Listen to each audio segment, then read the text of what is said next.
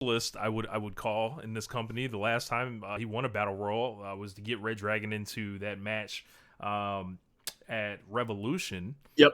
and this is the second one. I think it's a nice spot for Kyle O'Reilly, who I think is like quietly just like racking up consecutive solid weeks of great matches he's thrown on the board for himself. He's almost like the B side of like what Dax Harwood's doing, honestly. So, and then as Sir Sam mentioned, people fucking went mental, and I am going to blast on the blast master like Kara's won. So like, um, why is Kyle O'Reilly versus John Moxley a match that's not good enough to A, main event a Dynamite, B, Uh-huh. be a like semifinal for a match that we all assume Moxley was going to win anyway? Right. Um, why is like it just like this guy? We know the match was going to be awesome, and it was. Yeah. Like, could be like, if you want to go 4.5, I wouldn't argue with you, right? Right. And the real like the destination is Hiroshi Tanahashi, which it ended up being because Tanahashi Right. defeated Goto. Right.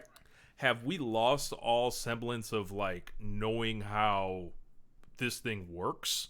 Like, they went out of their way to explain why Wardlow wasn't in the match. To think about for 1 second anyway, why would Wardlow be put in there to lose to Mox right now? That wouldn't make sense, would it? They gave him a great babyface out as far as like him wanting to face the man who holds the belt already, and Especially because he has clean history up, with the actual champion that has the injury. Yeah. look, and clean up his TNT title stuff. Jericho's kind of involved in something else. Cole's injured.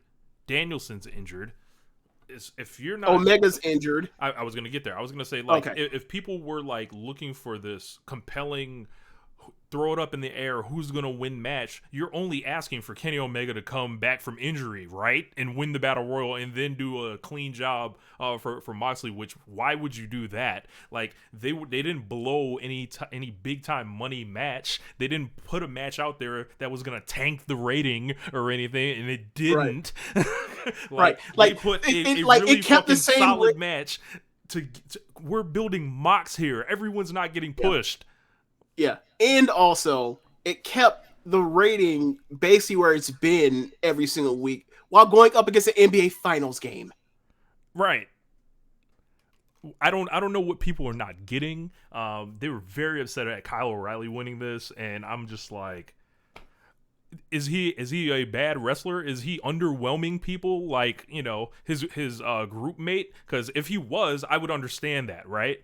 But he's not. Like all this guy's done is come in, have a child, and be solid as fuck. That's Kyle O'Reilly's resume, everybody.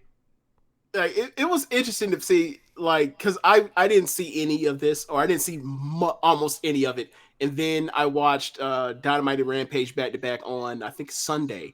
So I heard some kind of complaints about it being O'Reilly, but it was like before going into it, I was like, I had no idea who was even in it.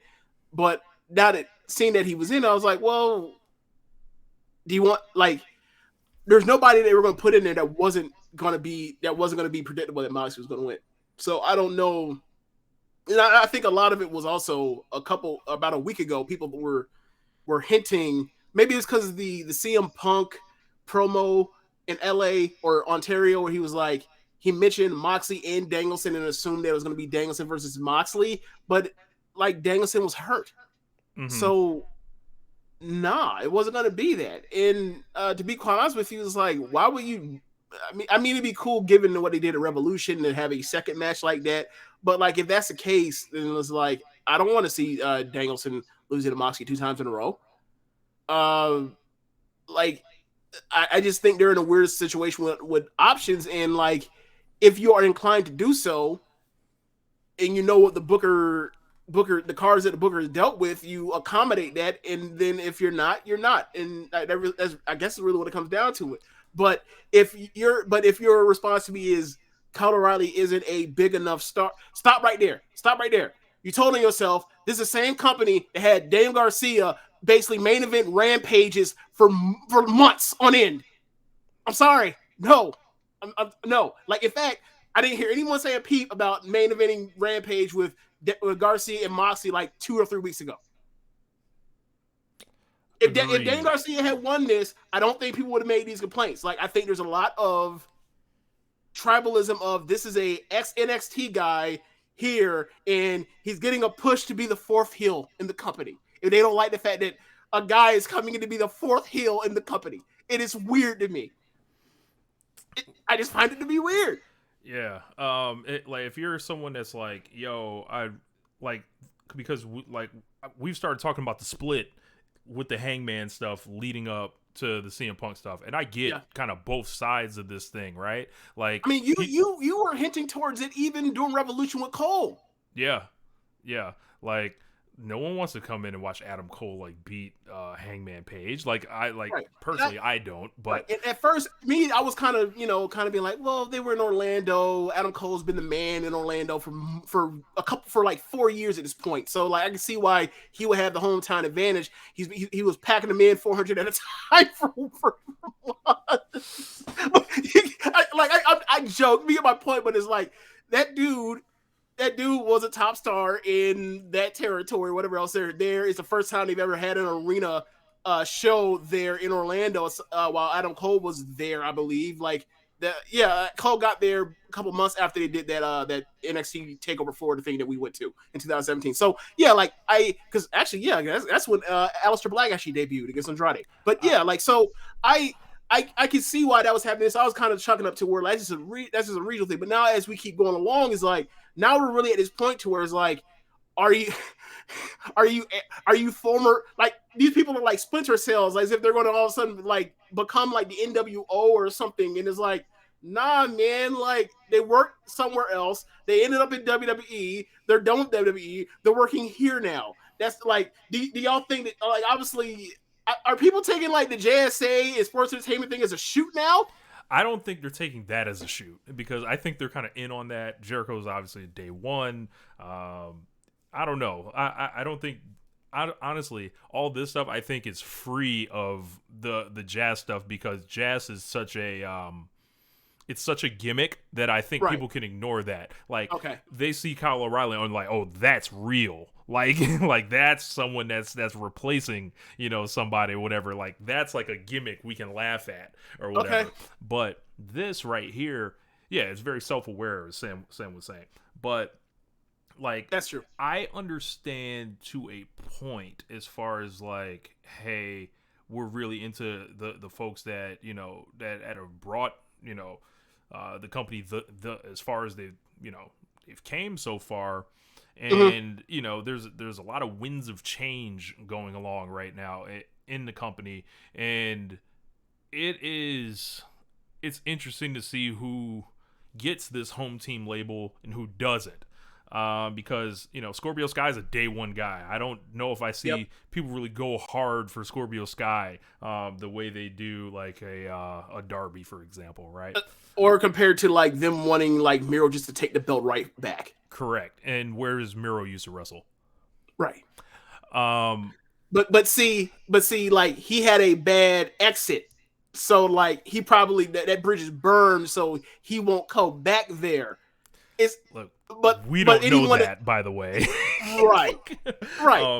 The only other thing I do want to say about it is, I think it is a lot of people that are fans that are insecure, quite frankly, because they don't. Like, they are falling victim to the trolls, I would say. They are hearing these people like, oh, y'all doing is pushing these as WWE people, and they really don't like want to. It's not that I don't think they don't like the wrestlers or anything. I think it is a case of like they don't want to lend credibility to what these people that are being mean to them are saying, and it's really not even about the wrestlers. I think like the all ex WWE stuff, like, and like the last thing I think a lot of people want is WWE, right? Right. But I'm like, all right, has TK shown you over, like, if you are somebody that loves AEW, I'm someone that loves Mhm. AEW. If you have not like noticed what TK has like shown you over the years, just like the strength and like booking up and down the card, like he has an advantage that no other booker has ever had, as far as like imports from WWE. He saw all the mistakes that were made with all the rest of them, right? And this is a guy that normally puts shit together the right way. Yes, Brewhaven makes a great point. Jurassic Express, people were screaming every day to take the belts off of them. People were screaming to take the belts off of Sammy Guevara. Every single import person that was coming in. So it's real weird who people go up for, who they don't, who's allowed to be pushed, who's not allowed to be pushed. And it's just it's funny to me. I don't really care where wrestlers came from, as long as you can make it make sense. As long as it feels like, and it's a natural thing for, I wrote in the column, it's a natural thing for, fans to be into the idea of their guys, right? And, but don't forget that those new people that are coming in are also your guys too. Yeah, and that's the thing that why I'm sitting here like, what is going on?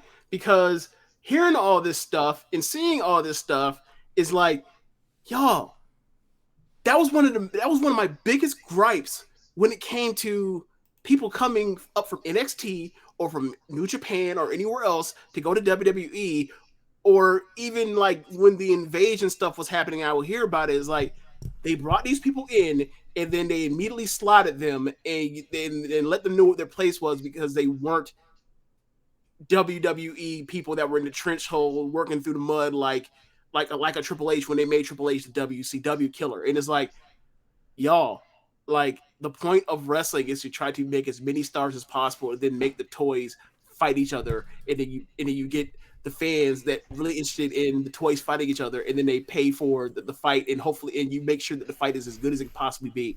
Like, and then you go and then you put the next toys against each other, and like if you keep having in general, you don't want the same toys, same, I don't know, 50 toys to feel like the same 50 toys you've always had. You got to shuffle out through that. Otherwise, you're stale in the tooth. Like, we were looking at the New Japan G1 field, and it feels like the same field that I've been seeing for the last 4 years at this point, minus Kota Ibushi. Like, but we'll move back to, we'll get to that when we get to that. But I just could not understand, or I just did not get the complaints for it. And there's like, a line that's going back to this, as far as like not wanting Johnny Gargano to come in the company. It's like all that same shit. Yeah, and it was funny because like there was a tweet with someone at the time was saying like, who the hell would want they were talking about the growth rhetoric, right? Mm-hmm.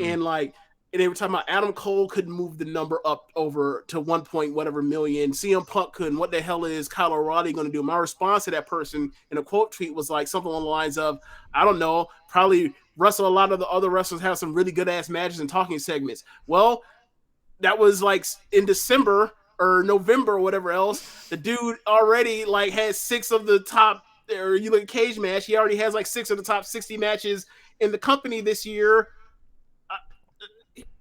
He did exactly what the fuck I told people he was going to do, in like getting pushed to a spot that he's more than capable of handling. I don't get it. I personally don't get it. Keep in mind, I said it on many occasions on this show. Y'all should already know what I'm about to say. It is a competitive business. Yep. If like I understand you have your favorites, you have, people you want to see, get where they're going to get, right? Right. But there's a lot of competition going on, and right. I kind of prefer it that way, because who's going to win? Us. We're going to have people trying to out wrestle people to get on the show, to get more over than, such and such. Like, will there be casualties? Yes, it's wrestling. Yes. Like, people have this idea that AEW is not wrestling. It's like this utopia. It is not. Like, it is like, they're not going to I don't know how many times they have to prove they're not WWE.